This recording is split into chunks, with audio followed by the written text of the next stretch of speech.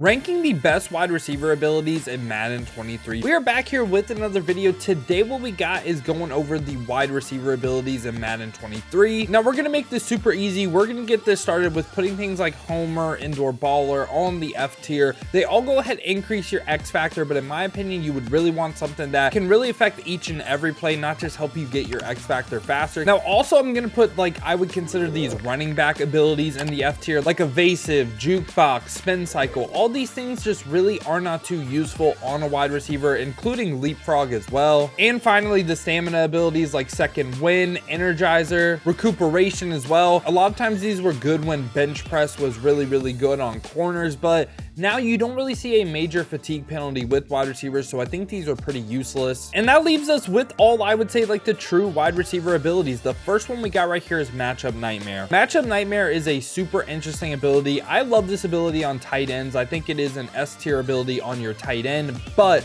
for a wide receiver specifically, I think it's B or A, and I'm gonna lean B right now. Matchup Nightmare is super interesting, and this is something that the ability description completely lies, and you're gonna notice that with a couple abilities we're gonna cover. So on the catch, Matchup Nightmare will activate every single time. Yes, if you don't believe me, go into practice mode with Matchup Nightmare, put him on the outside, put him on the inside, put him on whatever route you want, and on the catch, he will light up every single time. So he lights up every single time. Why is it not S tier? I don't think the boost of it lighting up really affects too much. I think it kind of boosts the contested catching a little bit, but obviously first like KOs and stuff, not really going to matter too much. I do feel like it makes a difference, not necessarily on route running, but on the catch point. I am not a fan of the mid in or mid out elites. Like, I feel like these don't really have a ton they activate on. I don't want to say they're useless. Give me Matchup Nightmare over these two. I'm going to put mid in and mid out elite in the C tier. Off the top of my head, I really can't think of a route where you would want mid in or mid out elite over every other ability in the game. They're just kind of decent, like curls, deep digs, deep outs. I just feel like the other in or out elites are way better. We have outside apprentice, slot apprentice, wide receiver apprentice. Okay, so obviously if you have high route master on your quarterback, all these are F tier. There's no point to run them, but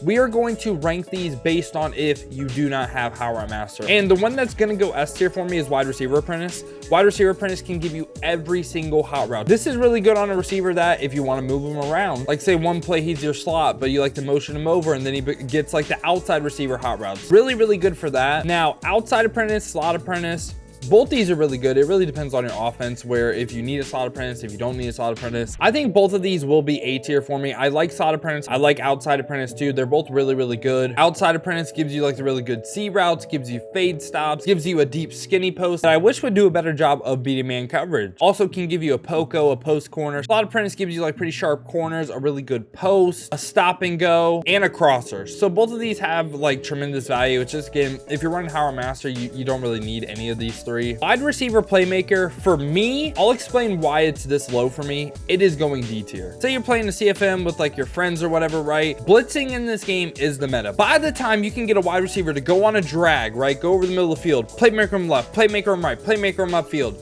you're getting sacked. That's my opinion. If you ever can get like a consistent pass protection, I could see why this is good. But in my opinion, like if you're playing like DB Fire or something, right? You are just getting sacked by the time you even have a chance for playmaker to activate. Now we have red zone threat. I really like red zone threat.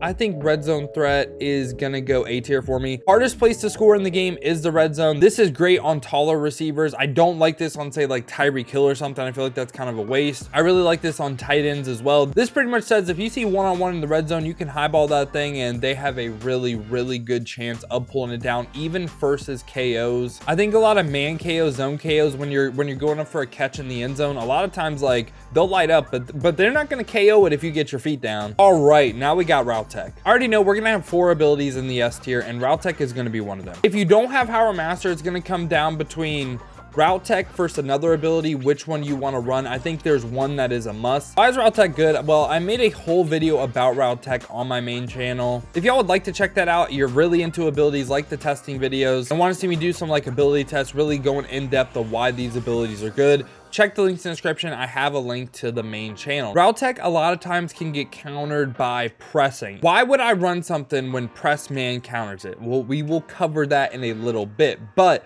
this basically can guarantee that if they are playing off man coverage, your receiver will light up on a ton of routes.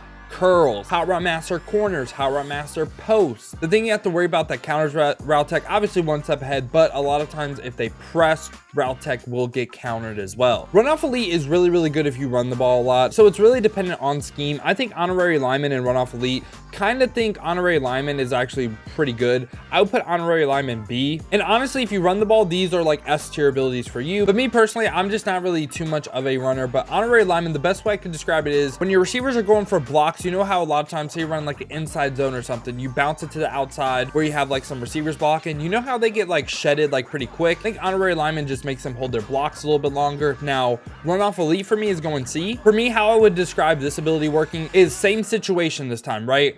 But like the receivers are kind of like stock blocking, if that makes sense. Like the receivers are running and the DBs say they're in man coverage, they're running with the receivers. There's a certain point when the corners will just automatically go to the running back and they'll be like, oh, it's a run play. Run off elite basically makes that to where it won't happen. Like you'll be 40 yards down the field and then they'll be like, oh god, it actually is a run play. Hope I did a good job explaining those two abilities. I might not have gave the best explanation in the world, but I hope I was able to explain it. Now here are the heavy hitters: short in elite, short out elite. Remember when I was talking about earlier how these ability descriptions lie? Yeah, these two are like the biggest culprits. They lied like crazy on these ability descriptions. So short in elite and short out are both going S tier.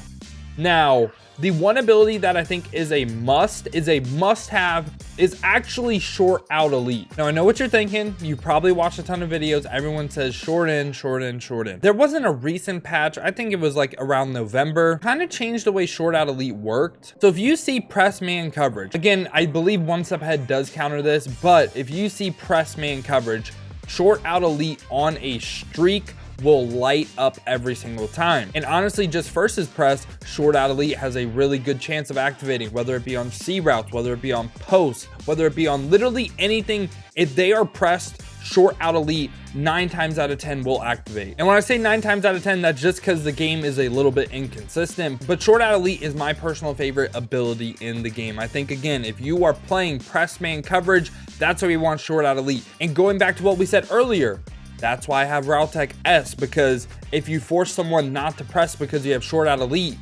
then you have route tech that will go ahead and fry all the non-press man. So in my opinion, I think route tech short out elite is the best combo, but short in elite basically kind of works like route tech as well, but it also works against the press as well. So short and elite is really tough. I just think as a combo, short out route tech best, but short and elite as like a standalone is really good as well. And you're probably wondering, how would I describe short and elite? Short and elite and route tech are kind of similar abilities in my opinion. I know it's crazy that short and elite and route tech are kind of similar, but short and elite will light up on stuff it has like no business lighting up on. Like it can light up on like C routes, it can light up on deep corner routes, like it can light up on a ton of things. So I could see short and elite right here. I honestly think if you have Power Master and you have short out elite comboed with one of these abilities, you are going to have a lot of success. Now, one of my most hated abilities in the game, slot-o-matic. I thought slot-o-matic in the beta was money. They kind of changed it. So the description of slot-o-matic also kind of lies. It just kind of says like, oh, lights up on like slot routes or whatever. You also have to realize what the game defines as a slot receiver. So it activates on 0 to 10 yard routes, but they have to be in between 2 receivers. I think this is one of the worst abilities in the game. Give me mid in and mid out elite over slot-o-matic.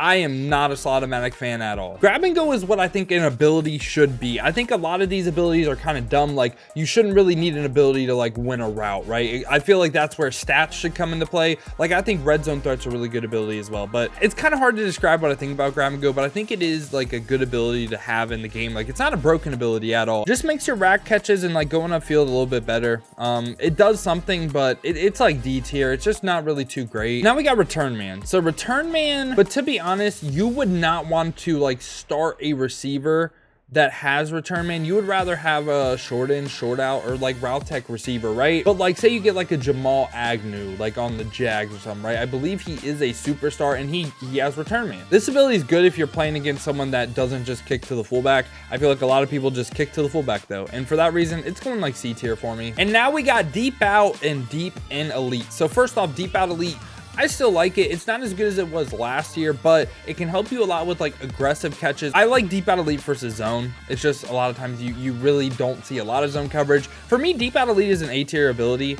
and it might be the best one in A. I feel like at times too, it can kind of work a little bit like red zone threat in the red zone. And then deep end elite, I'm not the biggest deep end elite fan. I think it's like C tier. I think it's just kind of like a very mid ability. But yeah, yo, this was my thoughts on the best wide receiver abilities in Madden 23 franchise. Let me know your thoughts down below in the comments. Let me know what you agree with, what you disagree with. What are you planning on rocking on your wide receivers? If you did enjoy this video, you enjoy content like this, make sure to leave a like and subscribe. Like I said at the beginning of the video though, if you want to see even more content, maybe you're interested in Ultimate Team, make sure to check the links in the description. First off, we do got a main channel, and second off, I do stream a lot on Twitch, so check the links in the description. Hit the Twitch with the follow, hit the main channel with the sub as well. Other than that though, y'all, has been your boy Dill, and I'm out. Peace, y'all.